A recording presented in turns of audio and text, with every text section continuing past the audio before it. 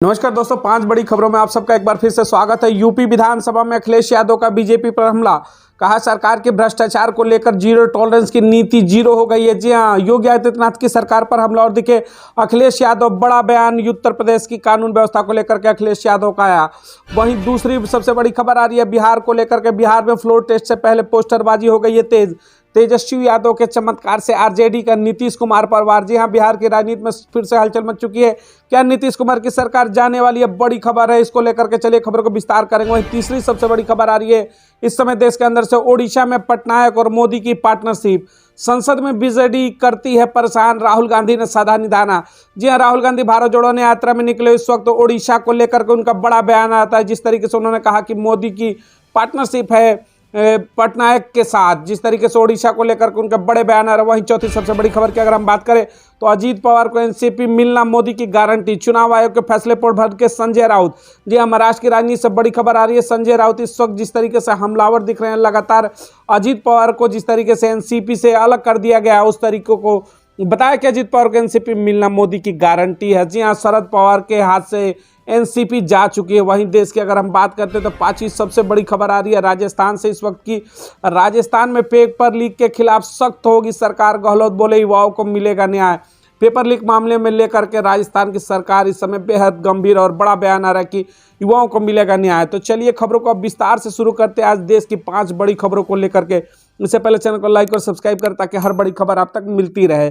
चलिए रुक करते हैं पहली बड़ी खबर की तरफ। उत्तर प्रदेश की राजनीति में फिर से गर्माहट देखने को मिल रही। यूपी विधानसभा में अखिलेश यादव का बीजेपी पर हमला। कहा कि सरकार के भ्रष्टाचार को लेकर जीरो टॉलरेंस के ऊपर उठाया अखिलेश यादव ने सवाल। उत्तर प्रदेश विधानसभा बजट सत्र की कार्रवाई के दौरान समाजवादी पार्टी सपा के राष्ट्रीय अध्यक्ष और नेता प्रतिपक्ष अखिलेश यादव ने कहा कि यूपी में इस समय जितना भ्रष्टाचार है उतना कभी नहीं रहा। भ्रष्टाचार की सरकार को लेकर जीरो टॉलरेंस की नीति जीरो हो गई है।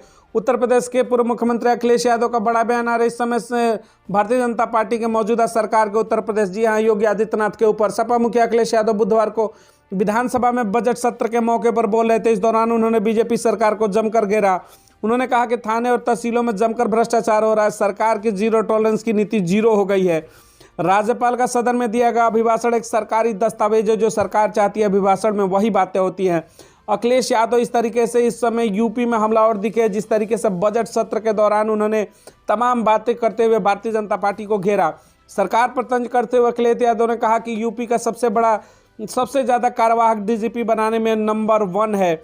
झूठे प्रचार पर खर्च करने में यूपी नंबर 1 है। बेरोजगारों पर लाठी चलाने में नंबर 1 है। महिलाओं के खिलाफ अपराधियों को बचाने में यूपी नंबर 1 है। यूपी दलित पिछड़ों के उत्पीड़न में नंबर 1 है। केंद्र और राज्य की टकराहट में नंबर 1 है। यूपी आज पीडीए पिछड़े दलित अल्पसंख्यकों को प्रताड़ित करने में नंबर 1 है। इन तमाम मुद्दों को लेकर के अखिलेश यादव ने योगी आदित्यनाथ को घेरा। अखिलेश यादव ने कहा कि डबल इंजन की सरकार में किसान कितना खुशहाल और क्या सम्मान निधि से ही आय दोगुनी हो जाएगी। यह सरकार वो फार्मूला बताएगी जिससे आय दोगुनी होगी। किसानों के मुद्दे पर भी अखिलेश यादव ने वर्तमान के योगी आदित्यनाथ को घेरा। वहीं अखिलेश ने कहा कि अग्निवीर योजना लागू होने से सर्वाधिक नुकसान यूपी के नौजवानों का हुआ है। पहले फौज में 70,000 युवकों की भर्ती होती थी पर अब नहीं होती। सेना में भर्ती नौजवानों को वेतन, पेंशन और मेडिकल सुविधाएं मिलती है। अग्निवीर योजना में 4 साल की नौकरी के बाद उन्हें निकाल दिया जाता है। तो इस तरीके से अखिलेश यादव बजट पेश होने के बाद 2024-25 का जिस तरीके से यूपी विधानसभा में उसके बाद मौजूदा सरकार को घेरते हुए नजर आए। आज की दूसरी सबसे बड़ी खबर आ रही है बिहार से। जी हां, बिहार की राजनीति में फिर से गर्माहट देखने को मिल रही है। नीतीश कुमार की सत्ता फिर से मुश्किलों में दिख रहा है। बिहार में फ्लोर टेस्ट से पहले पोस्टरबाजी हो गई है तेज। जी हां, तेजस्वी यादव के चमत्कार से आरजेडी का नीतीश कुमार पर वार। पोस्टर वार में क्या निकल कर आ रहे हैं मैं आपको बताता हूं कि बिहार में फ्लोर टेस्ट से पहले जदयू और भाजपा के बीच पोस्टर वार तेज हो गया है। राजद ने नीतीश कुमार को घेरते हुए तेजस्वी के समर्थन में एक और पोस्टर जारी कर दिया। इसमें जहां नीतीश कुमार कामकाज पर टिप्पणी की गई है वहीं यह दावा भी किया गया है कि बिहार अब तेजस्वी यादव की मांग कर रहा है। तो जी हां, फ्लोर टेस्ट से पहले राजनीतिक गलियारे की हलचल तेज हो चुकी है। बिहार की लोकसभा चुनाव जैसे जैसे नजदीक आ रहा है, राष्ट्रीय जनता दल सरकार पर हमले बढ़ा रही है। इसी कड़ी में अब आरजेडी ने पटना स्थित कार्यालय के बाहर और शहर के दूसरे चौराहे पर कुछ होर्डिंग्स लगाए। इसमें जहां नीतीश कुमार के कामकाज पर टिप्पणी की गई वहीं यह दावा किया गया कि बिहार अब तेजस्वी यादव की मांग कर रही है। बिहार में नीतीश कुमार के साथ करीब 17 महीने की गठबंधन सरकार चलाने वाले लालू यादव की पार्टी जब से सत्ता से बाहर हुई है तब से 17 महीने में किए गए कामों के आधार बनाकर एनडीए सरकार पर हमला बोल रही है। जी हां, लगातार पोस्टर वार यहाँ पर तेज हो चुके हैं।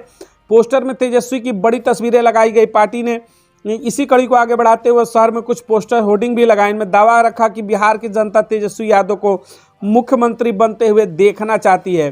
पोस्टर पर तमाम अपनी उपलब्धियों को भी दिखाया गया, जिस तरीके से तमाम शिक्षक भर्ती हो या फिर तमाम और भर्तियां जिस तरीके से बिहार में निकाली गई 17 महीने की जो गठबंधन की सरकार रही, उसको लेकर के लगातार इस समय आरजेडी हमलावर दिख रहे हैं। नीतीश कुमार और भारतीय जनता पार्टी की जो गठबंधन की मौजूदा सरकार है, बिहार को लेकर के लोकसभा 2024 चुनाव की भी तैयारियां में आरजेडी अब सड़कों पर उतर चुकी है। आज की तीसरी बड़ी खबर, ओडिशा में पटनायक और मोदी की पार्टनरशिप, राहुल गांधी का बड़ा बयान, संसद में बीजेडी करती है परेशान। राहुल गांधी ने बीजेडी सरकार पर भी साधा निशाना। कांग्रेस नेता राहुल गांधी ने बुधवार 7 फरवरी को आरोप लगाया कि ओडिशा में बीजेपी और मुख्यमंत्री नवीन पटनायक बीजू जनता दल बीजेडी की मिली हुई है। उन्होंने कहा कि दोनों दलों से कांग्रेस अकेले लड़ रही है। ओडिशा में भारत जोड़ो यात्रा करे कांग्रेस के पूर्व अध्यक्ष राहुल गांधी ने कहा कि देश में बीजेपी और आरएसएस नफरत फैला रही है, इससे देश का नुकसान हो रहा है। नफरत के बाजार में मोहब्बत की दुकान खोल ली है। ओडिशा में नवीन पटनायक और पीएम नरेंद्र मोदी की पार्टनरशिप की सरकार चल रही है। जी हां, ओडिशा पहुंचने के बाद राहुल गांधी की भारत जोड़ो न्याय यात्रा में जिस तरीके से राहुल गांधी हमलावर दिखे वर्तमान की उड़ीसा सरकार के ऊपर, बीजेडी के ऊपर, उन्होंने राहुल के में कहा कि दोनों मिलकर काम करते हैं। मुझे संसद में दिखाता है कि पीएम मोदी के कहने पर बीजेडी के लोग हमें परेशान करते हैं। बीजेपी और बीजेडी की इस पार्टनरशिप से सिर्फ कांग्रेस पार्टी ही लड़ पा रही है। ओडिशा में नवीन पटनायक और नरेंद्र मोदी की पार्टनरशिप के ऊपर राहुल गांधी ने बड़ा जोरदार हमला बोला। राहुल गांधी ने कहा कि बीजेडी सरकार पर निशाना साधते हुए कि राज्य के 30 लाख लोग आजीविका की तलाश में दूसरे राज्य में विस्थापित हो गए क्योंकि राज्य सरकार उनके लिए काम नहीं कर रही। उन्होंने कहा कि ओडिशा में सबसे बड़ी समस्या बेरोजगारी है क्योंकि उद्योग सही तरीके से काम नहीं रहे। जी हां, ओडिशा की सरकार को घेरते हुए राहुल गांधी का बड़ा बयान आया। उन्होंने कहा कि ओडिशा में आदिवासियों की बड़ी आबादी है, लेकिन सरकार राज्यों में दलितों के साथ साथ उनकी भी उपेक्षा कर रही है। मैं यहाँ 6 से 7 घंटे आपके मन की बात सुनने आया हूँ और केवल 15 मिनट अपनी बात रखूंगा। मल्लिकार्जुन खड़गे का भी आभार व्यक्त करते हुए पीएम मोदी ने राहुल पर कसा है तंज बड़ा। तो इस तरीके से राहुल गांधी की भारत जोड़ो न्याय यात्रा इस समय उड़ीसा में, उड़ीसा की मौजूदा सरकार के ऊपर राहुल गांधी ने रोजगार को लेकर के बड़ा सवाल उठाया कि उड़ीसा के अंदर इस समय बेरोजगारों की संख्या बहुत ज्यादा है। अगली बड़ी खबर महाराष्ट्र से आ रही है। अजीत पवार को एनसीपी मिलना मोदी की गारंटी, चुनाव आयोग के फैसले पर भड़के संजय राउत। जी हां, आपको बता दें कि चुनाव आयोग के फैसले के अनुसार अजीत पवार एनसीपी का मालिक बन चुके हैं। चुनाव आयोग ने अजीत पवार वाली राष्ट्रवादी कांग्रेस पार्टी को ही असली एनसीपी करार दिया। एनसीपी का नाम और चुनाव चिन्ह घड़ी अजीत पवार के मिलने पर उद्धव ठाकरे के नेतृत्व वाली शिवसेना संजय राउत ने प्रधानमंत्री नरेंद्र पर जोरदार हमला बोला। उन्होंने कहा कि अजीत को पार्टी मिलना मोदी की गारंटी है। जी, मोदी के गारंटी के शब्दों को जोड़ते हुए उनके ऊपर कटाक्ष किया गया। पूरा फैसला गलत और पक्षपातपूर्ण रहा। संजय राउत ने कहा कि आपके पास विधायक या संसद सदस्य हो सकते हैं, अगर ये विधायक और सांसद कल चुनाव हार जाते हैं तो पार्टी का क्या होगा। पूरा फैसला गलत है और पक्षपातपूर्ण है, लोकतंत्र और संविधान की हत्या करने वाला फैसला बताया गया। चुनाव आयोग के फैसले के ऊपर संजय राउत जिस तरीके से इस समय बयान दे रहे हैं, महाराष्ट्र की राजनीति फिर से इस फैसले के बाद गर्म हो चुकी है। उन्होंने आगे कहा कि शरद पवार अभी भी पार्टी के संस्थापक है, वह चुनाव आयोग के सामने बैठते थे। चुनाव आयोग जनता है, वह संस्थापक है, फिर भी पार्टी अजीत पवार को दी गई है, मोदी की गारंटी है। आइए आपको बताते हैं कि पूरा मामला क्या है। गौरतलब है 6 महीने पहले से अधिक समय तक चली 10 से ज्यादा सुनवाई के बाद चुनाव आयोग ने एनसीपी में विवाद का निपटारा किया और अजीत पवार के नेतृत्व वाली गुट के पक्ष में फैसला सुनाया। अब एनसीपी का नाम और चुनाव चिन्ह घड़ी अजीत पवार के पास रहेगा। महाराष्ट्र के उप मुख्यमंत्री अजीत पवार ने मंगलवार को कहा था कि मेरी नेतृत्व वाली एनसीपी को राज्य के अधिकांश विधायकों के साथ साथ जिला अध्यक्षों का भी समर्थन प्राप्त हो चुका है। अजीत पवार ने कहा था कि लोकतंत्र में बहुमत को ही प्राथमिकता दी जाती है। तकरीबन 50 विधायक हमारे साथ है, यहाँ तक कि ज्यादातर जिला अध्यक्ष और पार्टी के प्रकोष्ठ प्रमुख भी हमारे साथ है। अजीत पवार ने कहा कि चुनाव आयोग के फैसले का स्वागत करते हैं।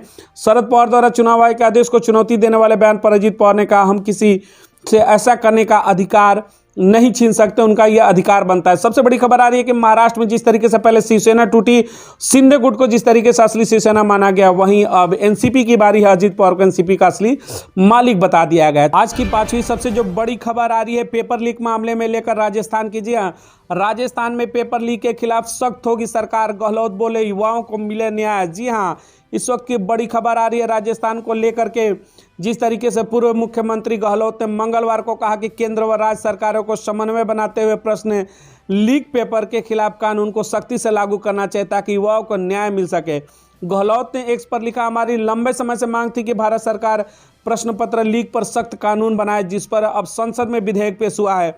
गहलोत के अनुसार देश में सबसे पहले हमने राजस्थान में प्रश्न पत्र लीक पर उम्र कैद और 10 करोड़ रुपए जुर्माने का कानून बनाया था। भारत सरकार 10 साल की सजा और 1 करोड़ रुपए जुर्माने का कानून बना रही है। तो इस वक्त की बड़ी खबर है, पेपर लीक मामले को लेकर के पूरे देश के अंदर जिस तरीके से कानून आने वाला है उसमें 10 साल की सजा और 1 करोड़ रुपए का जुर्माना लगाने की केंद्र सरकार तैयारी में है।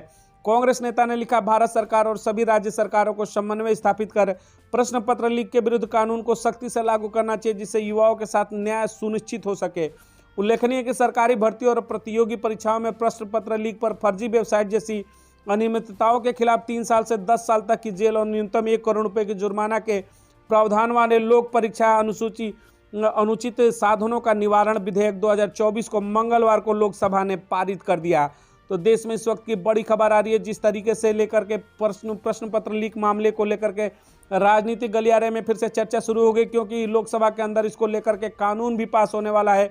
उसकी तमाम चीज़ों को देखें तो 10 साल की सजा और 1 करोड़ रुपए जुर्माने का प्रावधान लगाया जा रहा है। इसको लेकर के पूर्व मुख्यमंत्री राजस्थान के अशोक गहलोत ने टिप्पणी करते हुए लिखा कि राजस्थान में पेपर लीक के खिलाफ सख्त होगी सरकार। गहलोत बोले, युवाओं को इस कानून से न्याय मिलने की उम्मीद बढ़ी हुई है। तो आज दिन की 5 ये बड़ी खबरें थी। इन सब खबरों के ऊपर अपने विचार जरूर रखिएगा। साथ ही सबसे बड़ा सवाल है, 2024 लोकसभा चुनाव से पहले जिस तरीके से महाराष्ट्र की खबर आ रही थी और बिहार की राजनीतिक दलों में जिस तरीके से पार्टियां टूट रही हैं, एनसीपी को, अजीत पवार को जिस तरीके से पार्टी का मालिकाना हक दे दिया गया है, क्या लगता है लोकतंत्र में इस तरीके से पार्टियों को तोड़ करके विलय कराने की लोकतंत्र की जो प्रक्रिया है कितनी बेहतर है, कमेंट सेक्शन में जरूर बताएगा। साथ ही साथ 2024 लोकसभा चुनाव में क्या मोदी की वापसी हो रही है, फिर राहुल गांधी पहली बार राहुल गांधी के नेतृत्व में इंडिया गठबंधन सत्ता में वापसी करेगी, हाँ और ना में जवाब दीजिएगा। मिलेंगे अगली बड़ी खबर के साथ। बहुत बहुत धन्यवाद।